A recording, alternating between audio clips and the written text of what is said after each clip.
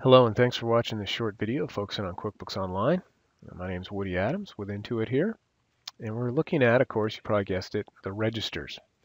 Go to Banking, Register, and I can look at any kind of balance sheet register. I'm going to focus on the cash and cash equivalents, but I can look at AR registers and AP and my liabilities, credit card, etc. And it looks just like a register. Notice the transaction types that are supported, or the type of transactions you would enter, check, expense, deposit, sales receipt, receive payment, bill payment, cash purchase, refund transfer, and journal entry.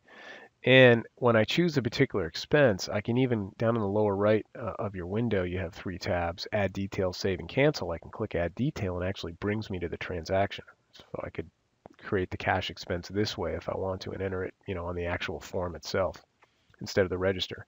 And you can go to that form for any of these types here. Let's do a check expense and a receive payment. Now, it's important to note there's a couple preferences that will affect this. Company preferences, sales form entry. If you have for customers automatically apply credits, or for suppliers and purchases automatically apply bill payments, when you're in the register and you put in a receive payment or a bill payment, it will automatically apply those to the oldest invoice or bill.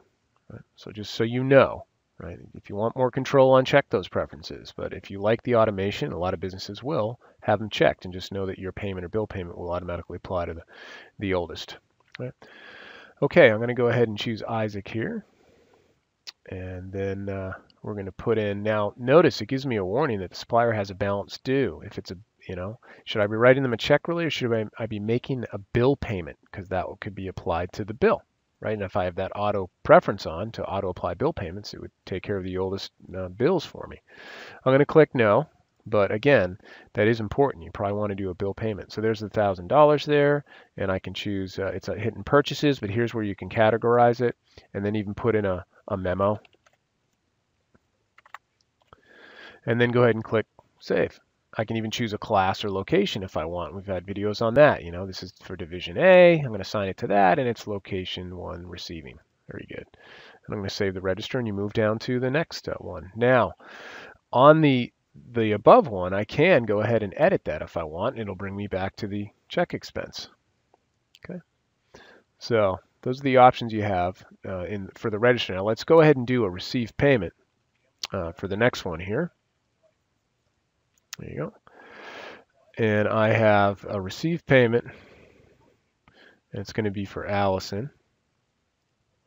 And I'm going to put in, 500 British pounds, and it'll correlate to about 9,700. Well, exactly 97.37.93 for pesos, because that's the home-based currency for my QuickBooks Online file. Notice there's no corresponding account because, you guessed it, it's going to credit AR, right? It's debiting the bank account. So I'm going to go ahead and click Save. And again, this would be a credit AR that if I had that preference turned on, it would automatically apply to any existing invoices Allison would have, and the oldest ones. So that's basically the register. That's what you have. If you want to look for somebody, you can click Find and Register, and I can choose a particular payee or account or amount, or something like that. Amount, I can do 8,500, and then click Find. And it would find it down here, and you can drill down to the transaction. So there is a find feature within the register itself. Again, you can rearrange these menus under the banking menu if you want register to be right there, or maybe what you want is if I go to banking and I go to more rearrange, I will put the register at the very top so that when I actually click on banking, let's go to reports here for a second and go back to banking. It should bring me to the actual register. So bring me right into the registers by rearranging that. So just like your typical register work, it's very similar. These are the supported transactions, and I hope that was helpful. Have a great day.